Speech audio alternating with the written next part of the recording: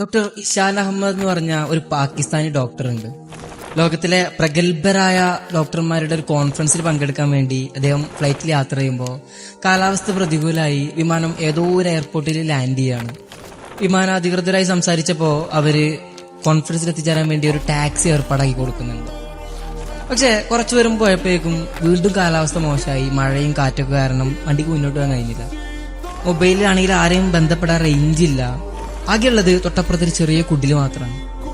അവിടെ ചെന്ന് നോക്കുമ്പോൾ ഒരു പ്രായമായ ഉമ്മ നിസ്കരിക്കുന്നുണ്ട്, തൊട്ടപ്പുറത്തൊരു കുട്ടിയും കിടക്കുന്നുണ്ട്. അവരുടെ നിസ്കാരശേഷം കുടിക്കാൻ കുറച്ച് വെള്ളം ചോദിച്ചു. വെള്ളം കുടിച്ചു കഴിഞ്ഞപ്പോൾ അയാൾ ചോദിക്കുന്നുണ്ട്, എന്താ ഉമ്മ ഇവന് പറ്റിയത്? ഇത് എന്റെ പേരക്കുട്ടിയാണ്.